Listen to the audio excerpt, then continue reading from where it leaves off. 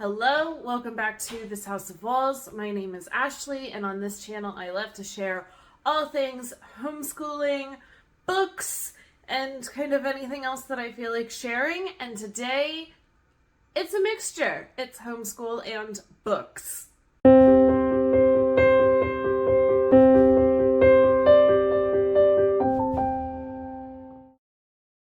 So as always, pull up your favorite drink. It is the morning, so I have a very nice cup of coffee that I am enjoying. And we are going to talk homeschool read-alouds. So my kids are in 7th and 3rd grade, and we absolutely still incorporate read-alouds in our homeschool day. I am planning that we will do read-alouds until they're grown. We're going to keep going. It's one of our favorite ways to start our morning and just kind of get us started with a great story. So I do have next to me here a very full basket of read-alouds that I have pulled out of our bookshelves that we would like to get to this year. We will not read all of these this year. It's not possible. But I love having them set aside so that we can pick and choose as we would like. So I'm going to start going through them and show you what I have.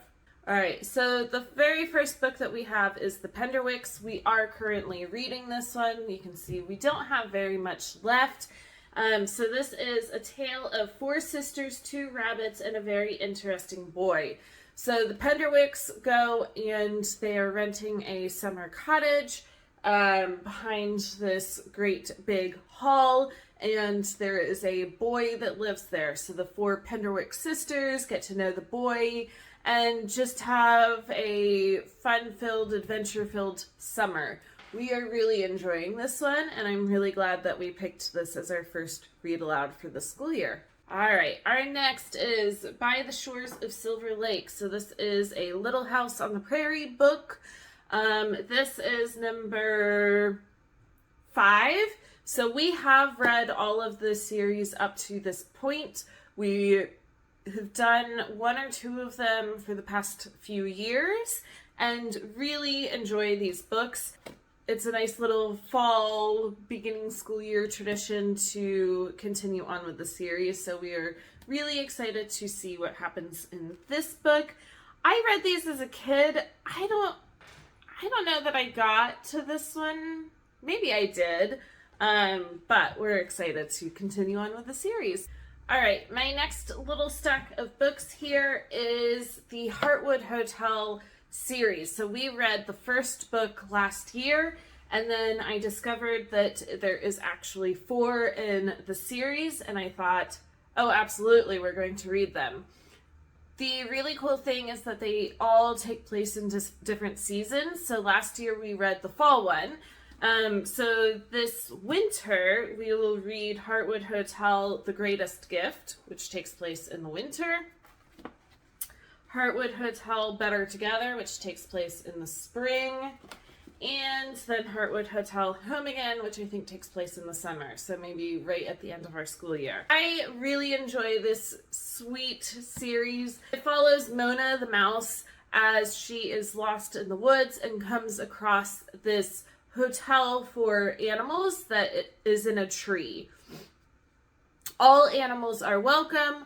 All animals have to kind of follow this kind of code. They all have to be nice. They can't be like, well, I'm a predator and I'm a prey. They all have to be nice and get along while they are staying at the Heartwood Hotel.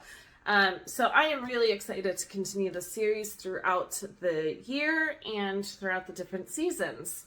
All right, my next stack here is just...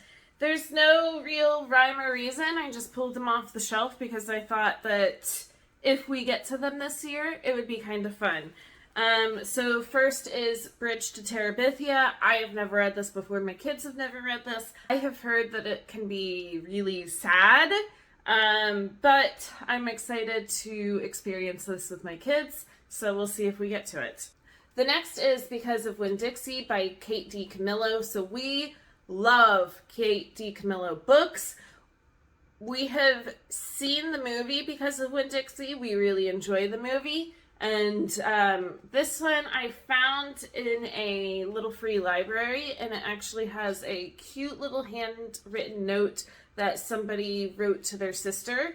And so, yeah, if we get to this, this would be a great read. Next is Pax. Now, my oldest one, he did read this a couple years ago, but my youngest, I think, would really love this book. He loves foxes.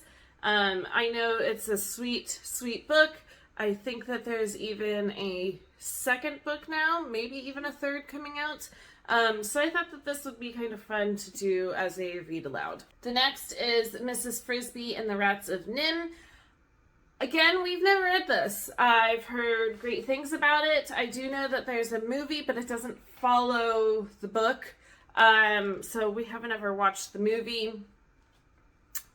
I was intrigued with this last year. We were doing Writing with Ease, and I think that there were little parts to this story in that book. And so this would be a fun read aloud. And the last in this kind of stack of whatever books is James and the Giant Peach. Of course, I grew up watching this movie. My kids have seen it a couple times. We did our first Roald Dahl book last year, the BFG, and had fun reading it. So if we can get into James and the Giant Peach, yeah. All right, next is I have a couple Christmas-themed books. So the first is the Vanderbeekers of 141st Street. Don't know a whole lot about it, but it does take place over Christmas time. I think that there's a family whose landlord won't renew their lease, and so they kind of have to figure out what to do. I've heard great things about this whole series and thought it would be fun to read around Christmas time. And another Christmas book is A Boy Called Christmas by Matt Haig.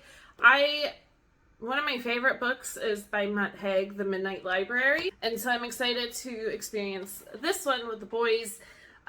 We have watched the movie, which is on Netflix, and we really enjoy it, and so I thought this would be a fun one to read over Christmas time.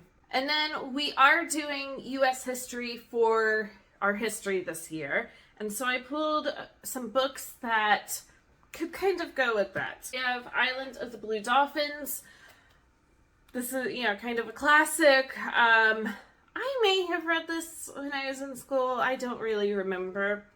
But I think that this one would be a good one to read. I also have The Adventures of Tom Sawyer. This is the junior classics that, Target sells sometimes. And so I thought, again, another really good one to read for U.S. history. And then the last one is Brown Girl Dreaming. It's all different poems that take place following an African-American girl in the 1960s and 70s. So again, when we get to this point in U.S. history, I think that this would be a fantastic one to do as a read aloud. This is a bigger stack of books than I am usually holding up, but let's see if I can do it. Oh, there we go, I got it! Alright, so these are all the books that we have picked and just set aside to read this year. Like I said, we will not get to all of these. It's just not possible. We tend to read about a chapter's worth every day, and that's fine. We don't have to race through the books. We like to enjoy it and take our time. As always, if you like these types of videos, make sure to subscribe and like below, and I will be back for more videos soon.